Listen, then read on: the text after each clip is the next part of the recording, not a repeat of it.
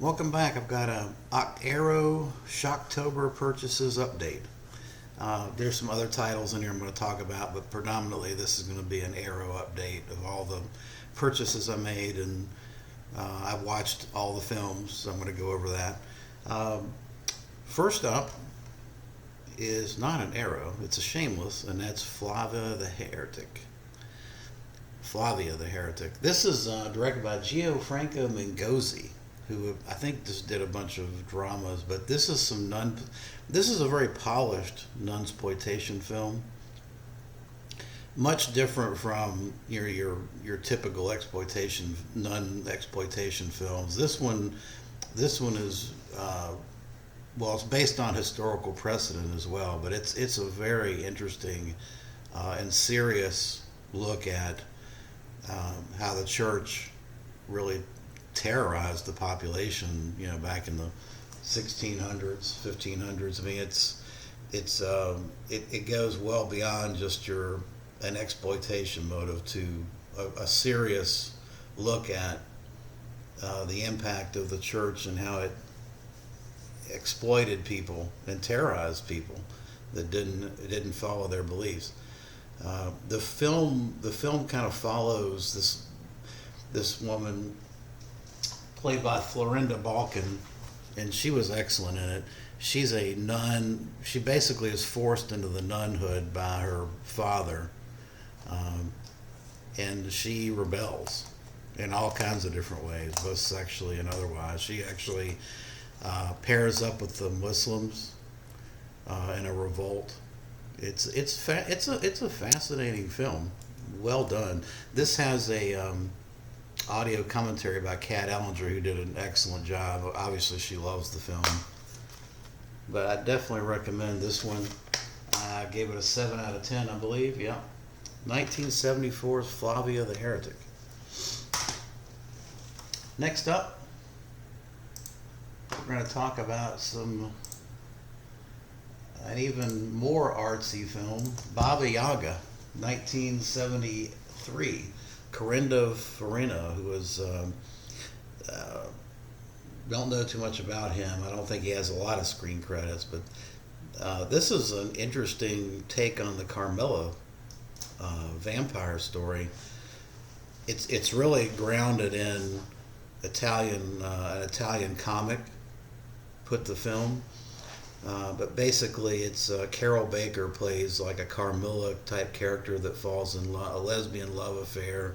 She's in love with this woman, this model, and it's a very artsy. It's not your typical vampire film. There's no fangs. Uh, very, it's really a bunch of artistic set pieces. It's an art film. I mean, it's more of an art film than a horror film. It's very surreal. It has a feel very much like some of the Jess Franco films. Interesting film. I give it a 7 out of 10. I think I gave it a 6.5. Yeah. This one also has a commentary with Kat Ellinger, who's excellent as usual. But yeah, it's Baba Yaga. Not a huge fan of this one. It's probably a little bit too artsy for me. I thought it was, but I liked it okay.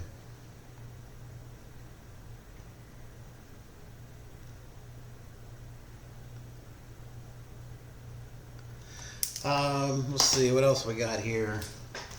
Let's talk about The Man with a Thousand Faces. James Cagney plays a docudrama about Lon Chaney Sr. Interesting film. It basically goes through his entire life, how he was born to some deaf, blind parents. I don't think they were blind. They were just deaf.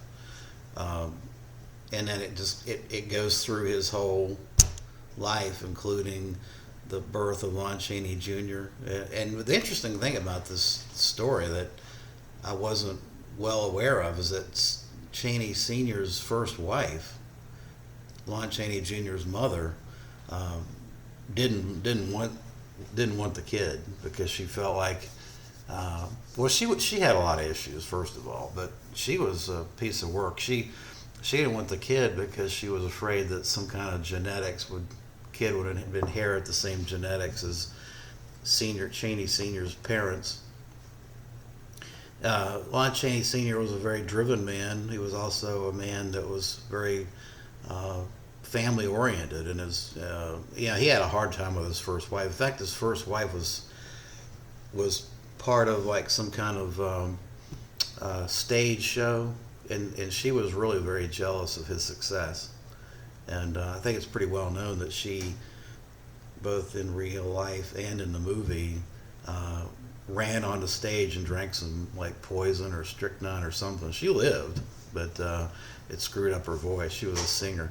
Interesting movie. James Cagney was great in it. He's I mean, at this point in his career, he was a little old to play the role, I thought, but he's great at it. This has an audio commentary with Tim Lucas, which I have not listened to yet.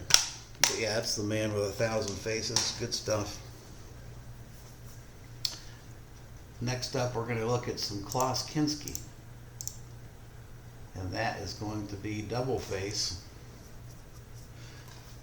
A couple of Ricardo Freda films. This is Double Face. This was Kinski plays this guy. A very restrained performance from Kinski in this film. He plays this aristocratic husband married to a woman that mysteriously dies in a car crash. It's not a giallo. It's much more of a whodunit crime thriller. But he runs upon a sex film, a porno film that it has his wife in it, and he thought she was dead. Interesting stuff. Good film. I enjoyed it, and I thought Klaus Kinski, every time he's on the screen, he just chews up the scenery. He's great. This also has a Tim Lucas commentary track as well. Good stuff there. Double Face. Let's see. Here we go with the iguana. The iguana with the tongue of fire. Now this is a straight up giallo. Another Ricardo Freda giallo. And this one I think was titled because of to parlay the success of the Animal trilogy, Dario Argento's Animal trilogy. This is set in Ireland, and the killer has a penchant for throwing acid in your face. He has a thing. He or she has a thing about that. Interesting film, good giallo. I enjoyed it. This has a couple audio commentaries, load of special features. I think and a booklet.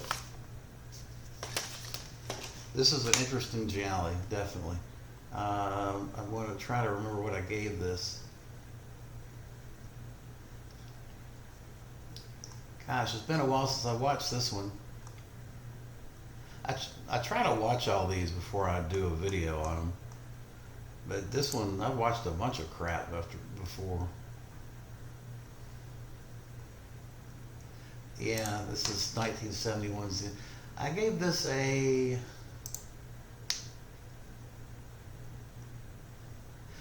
The thing about this one is, I gave it a 6 out of 10. The thing about this one is, the special effects are more than just a little shaky. I mean, and they linger on the special effects, particularly the heads of the dummies that get decapitated. It's not good, and they linger on the shot too much. There's also some editing issues with this. It's very choppy, but it's 6 out of 10 overall. A decent story, well acted. Next up is a Lucky McKee release, The Woman. This is actually a double feature. This includes The Woman, and it also includes, I forget what the second title film is, but it's basically about a cannibal woman living out in the woods, and she gets captured by this sleazeball lawyer that finds her out in the woods when he's hunting, and traps her in chains in his garage. And he's got his family helping him do it. Brutal film. It's a brutal watch. This Pollyanna, she's a Scottish actor, I believe. Pollyanna Mistrone. What is it? Her name? Pollyanna Mistrone. She goes very good in this. The second film was Offspring, which also stars Pollyanna. Pollyanna McIntosh was in both films. The Offspring is like a sequel to The Woman. Basically, the Pollyanna is leading a herd of people that live in a cave, and they're attacking and killing people in this local village. Both films are good. The Woman's better, I think, but yeah, they're brutal watches. Kind of it gives you. It's very much a Hills Have Eyes feel. Definitely got that vibe from it. This thing has 4 audio commentary tracks, just for The Woman. A lot. I mean, it's going to take forever to go through those special features. But for some reason, this one has a slipcover. The others didn't. I don't know why. Next up is a first-time watch of a film I've always wanted to watch, and that is Cruising. Al Pacino, directed by William Friedkin. Al Pacino slasher film about based apparently, I believe at least loosely based on real events in New York City. A serial killer is going around killing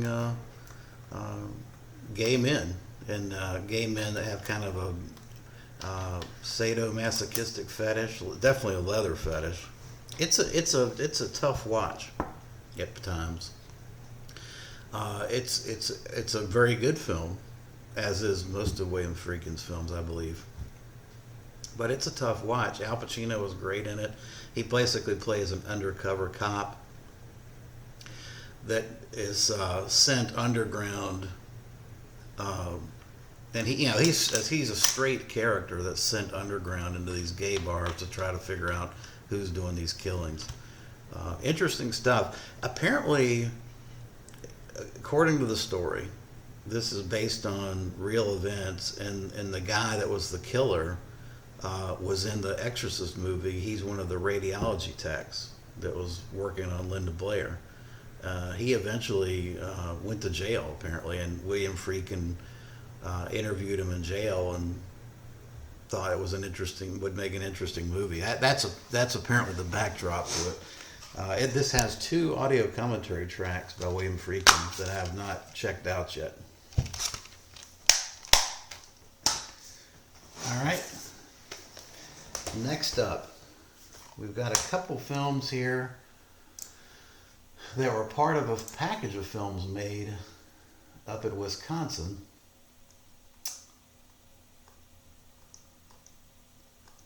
Let me see here.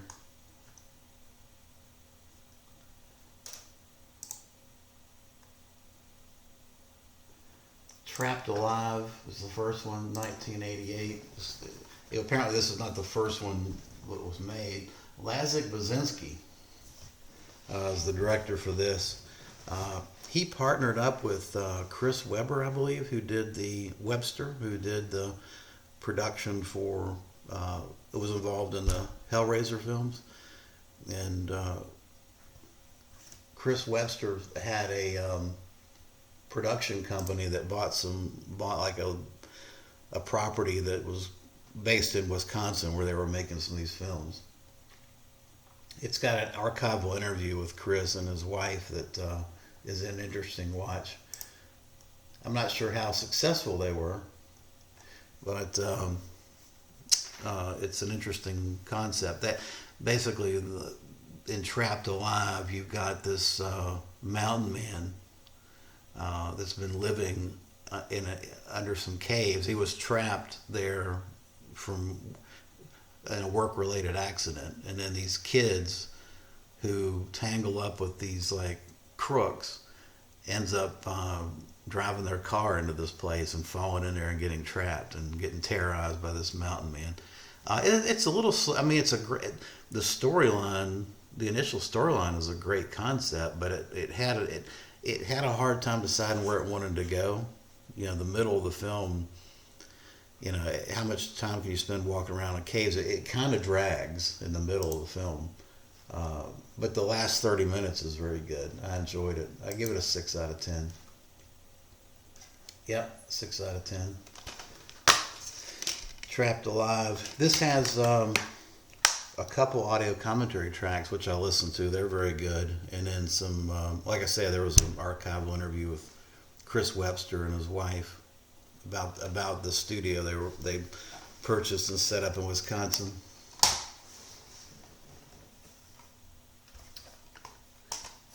Next up is Scared Stiff. Scared Stiff. This is a 1987. This is a cheesy 80s exploitation film. I gave it a 7 out of 10, but Richard Friedman directed this one. And he's done some interesting stuff. Born, he did the movie Born. Andrew Stevens plays this. This is a film about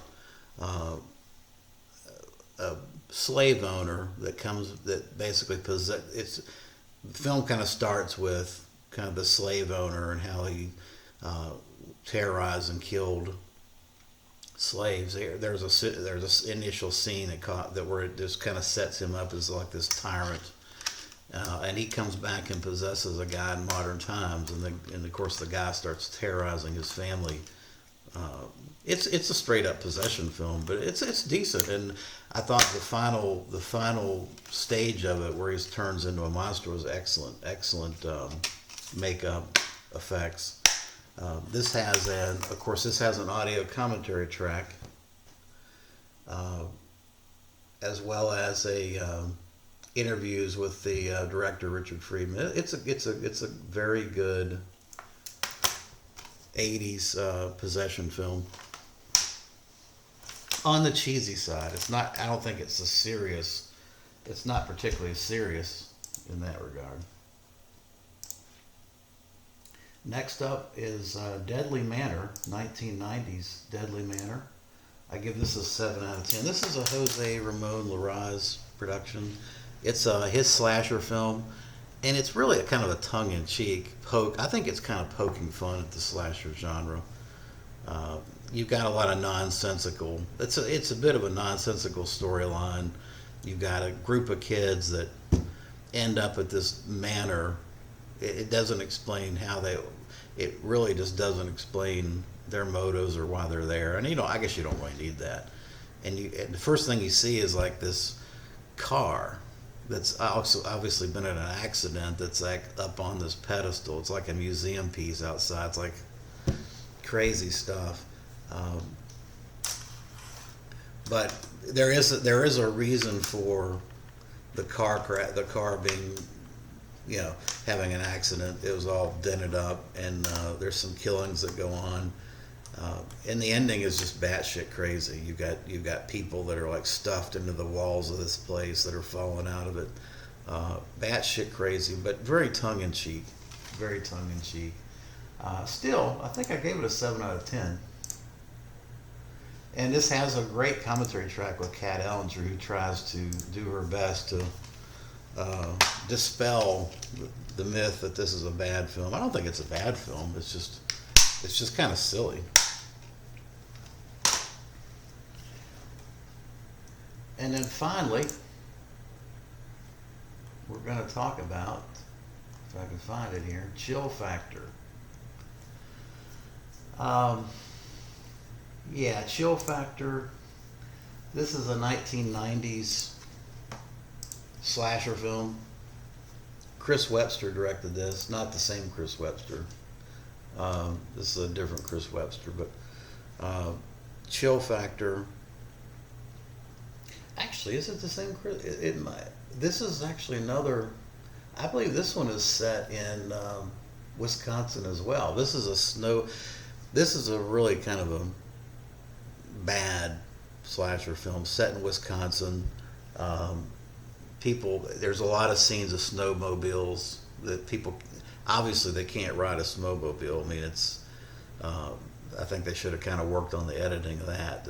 But you've got an icicle. That's of course the iconic scene here is this icicle killing, which was pretty decent. The kills are pretty decent, but it's very long and talky, and the acting is horrendous. I mean, it's a lot of one time or virtual amateur acting, and they're just the people in here, the characters are very unmemorable, which is the problem with, when you have slasher films that are good versus bad.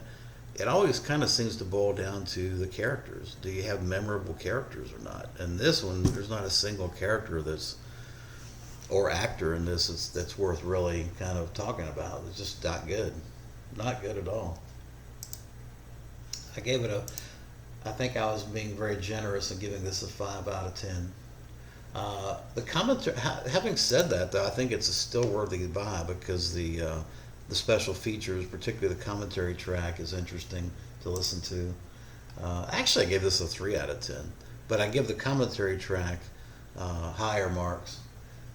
The dialogue is bad in this. The acting is shitty. Again, this films like this is what makes the '90s such a really dearth of just not good horror movies. I mean, the '90s was just, I consider the '90s the worst decade of horror movies, bar none. I think it wins hands down, and these type of films is the reason for that. It's hard to beat the '80s or the '70s or the '80s or even the '60s, but the '90s was bad, and this is one of the reasons I think movies like this. Anyway, I still recommend you. It's a good purchase. There's good special features. It's an interesting. It has some interesting moments. All right, went a little longer than I was expecting on that update. If you have any of those titles or have any thoughts or comments, feel free to leave them below in the comment section. Thanks for watching.